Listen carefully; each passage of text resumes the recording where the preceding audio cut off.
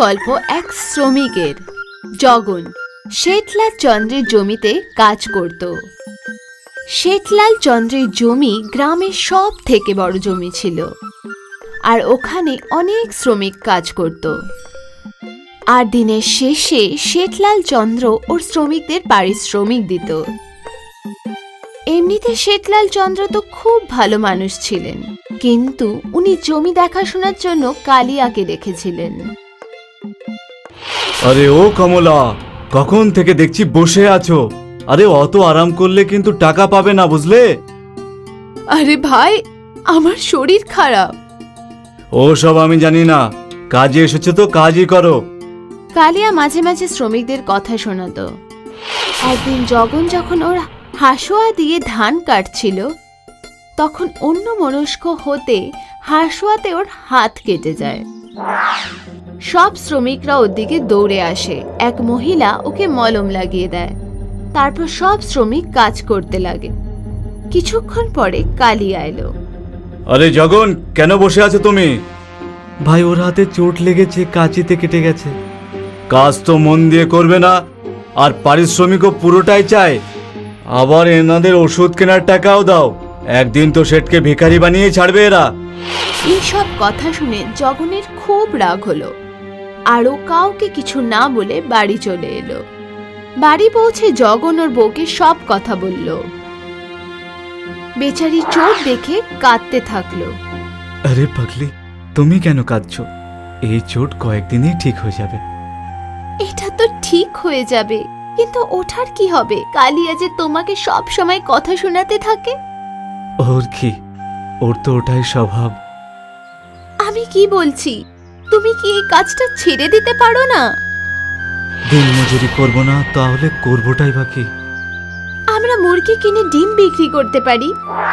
আর মুরগির জন্য টাকা কোথা থেকে আসবে? আমি আর কি করব বলো? বাপ ঠাকুরদাও তো আমার জন্য তেমন কিছু খাজানা ছেড়ে যায়নি না। মালা ওর হাত থেকে বালা আর কানের দুল খুলে দিল। গয়না শুধু শোভা বাড়ানোর জন্য নয়, অসময়ে কাজে প্রয়োজন আসে তাই জন্য। না না, এটা আমি নিতে পারবো না। মালা অনেক জোর করার পর জগন নিতে বাধ্য হয়।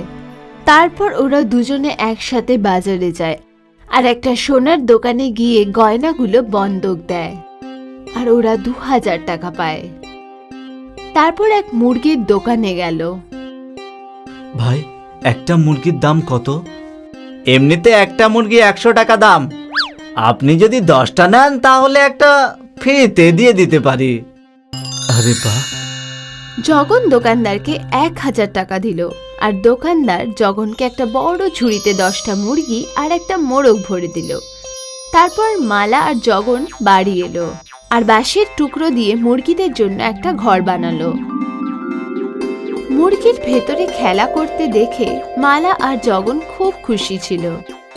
পরের দিন মালা মুরগির সব ডিমগুলো এক জায়গাতে করলো, আর জগন ওই ডিমগুলো বাজারে এক দোকানদারের কাছে নিয়ে গেল, আর ওকে 10টা ডিমে 30 টাকা পেত।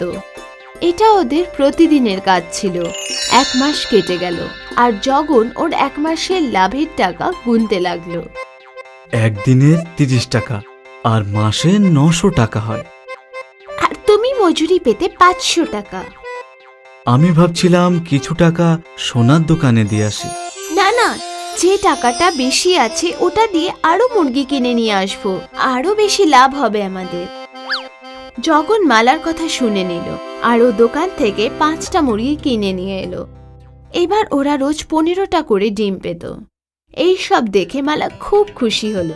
পরের মাস যখন জগন হিসাব করতে বসলো, তো একদিনে 45 টাকা আর মাসে 1350 টাকা। আরে বাপরে! জগন অঙ্ক বুঝে গেল। আর পরের 3 মাস ধরে জগন 10টা করে মুরগি কিনতে থাকে। সব মিলিয়ে জগনের কাছে 50টা মুরগি ছিল। এবার থেকে ও রোজ 150 টাকা করে পেত, আর এটা দেখে ও খুব খুশি ছিল। আর এবার যখন ও হিসাব করলো, সারা মাসে 4500 টাকা লাভ হলো। দেখলে, আমি বলেছিলাম। হ্যাঁ হ্যাঁ, এবার চলো, কতদিন আমার হাত খালি থাকবে।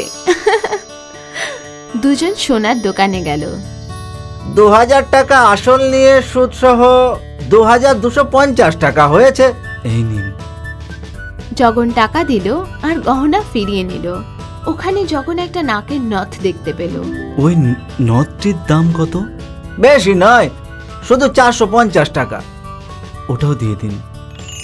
মালা নতুন নথটি পরে নিল আর খুব খুশি ছিল। এরপরে জগন ওর ডিমের ব্যবসা চালু রাখলো আর 1 বছর ওর লাভ 30,000 টাকা হয়ে গেল। এখনো নিজের পোল্ট্রি ফার্ম আছে। ফার্মে কাজ করার জন্য চাকর বাকর ছিল আর ওর ছোট্ট বাড়িটি আজ একটা বড় বাড়িতে পরিবর্তন হয়ে গেছে।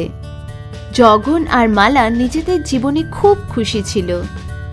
1 বছর আগে জগন একটা শ্রমিক ছিল আর আজ ও একটা পোল্ট্রি ফার্মের মালিক। মালা যদি জেদ না করত তাহলে জগন আজ শ্রমিকই থাকতো। এই জন্য বাচ্চারা, সফলতার জন্য একটা সময় দরকার হয়, যেটা জগন পেল আর 1 বছরেও সফল হয়ে গেল। একটা গ্রামে শম্ভু নামের একজন ব্যবসায়ী থাকত। শম্ভুর কাছে 40টা মুরগি ছিল, যাদের ও খুব ভালো করে দেখাশুনো করত। শম্ভু রোজ মুরগির ডিমগুলোকে একটা পাত্রের মধ্যে নিয়ে গোটা গ্রামে ঘুরে ঘুরে সেগুলো বিক্রি করত। সেটা থেকে ও আয় করত। শম্ভুর পরিবার ছোট পরিবার, সুখী পরিবার। ওর বউ জয়া আর ছেলে রাজু দুজনেই শম্ভুর মুরগি পালনে সাহায্য করত। একদিন শম্ভু আর রাজু দুজনেই মুরগিকে খেতে দিচ্ছিল। তখনই জয়া কাঁদতে কাঁদতে এলো।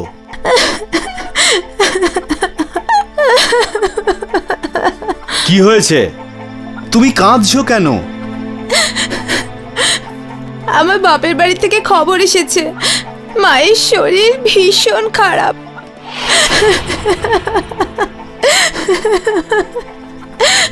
আরে, আমাদের যাওয়া উচিত, কিন্তু এই মুরগিগুলোর কে দেখাশুনো করবে? বাবা, মুরগিগুলোর দেখাশোনা আমি করব। তোমরা দুজন যাও আর দিদিমাকে দেখে এসো। কিন্তু বাবা, তুমি একা থাকবে কি করে? বাবা, এখন আমি বড় হয়ে গেছি। এখন আমি আমার নিজের খেয়াল রাখতে পারি আর এই মুরগিগুলোরও। রাজু সামলে নেবে, তুমি আমার সাথে চলো। ঠিক আছে। বউয়ের কথা মতো শম্ভু মুরগিগুলোকে রাজুর দায়িত্বে রেখে নিজের শ্বশুর বাড়ির দিকে রওনা দিল। কিন্তু শম্ভুর রাজুর ব্যাপারে চিন্তা হচ্ছিল, আর ওদিকে রাজু নিশ্চিন্তে মুরগির ডিম সংগ্রহ করছিল। কিছুক্ষণ পরে অনেক ডিম সংগ্রহ করতে পেরে রাজু ভীষণই খুশি হলো। আমি একসাথে অনেকগুলো ডিম জমা করেছি, এবার গিয়ে এগুলোকে বিক্রি করি। রাজু ডিম বিক্রি করবে বলে ও একটা পাত্রে ডিম নিয়ে বেরিয়ে পড়ল। কিছু দূর যাওয়ার পর ওর প্রথম খরিদ্দার প্রতিবেশী কাকিমার সঙ্গে দেখা হলো। কি হলো রাজু, আজকে তুমি? শম্ভু দাদা কোথায়? বাবা মায়ের সাথে মামার বাড়ি গেছে, আমার দিদিমার শরীর খারাপ। আচ্ছা ঠিক আছে। উনি রাজুর থেকে 4টে ডিম নিল আর ওকে 4টে সিকি দিল, যেটা দেখে রাজু ভীষণ খুশি হলো আর ভাবতে লাগলো, একটা ডিমে একটা সিকি, মানে 40টা ডিমে 40 সিকি। তারপরে আর কি, রাজুর কল্পনা আকাশে ডানা মেলে দিল। ও যেতে যেতে ভাবতে লাগলো, আমি এই চারানাগুলো নিয়ে মেলাতে যাব। ওখানে গিয়ে আমি নাগরদোলা চড়বো, তারপর আমি বাদর খেলা দেখবো, তারপর ফুচকা খাবো, তারপর গোলাপ জাম, তারপর খেলনার দোকান থেকে বড় গাড়ি কিনবো। তারপরে গাড়িটাকে গ্রামের বাচ্চাদের কাছে দেখাবো, যারা আমার এই নতুন গাড়িটাকে দেখে হিংসেই চলে যাবে। এবারও দ্বিতীয় খরিদ্দার পেয়ে গেল আর ও আরও 5টা সিকি আয় করলো।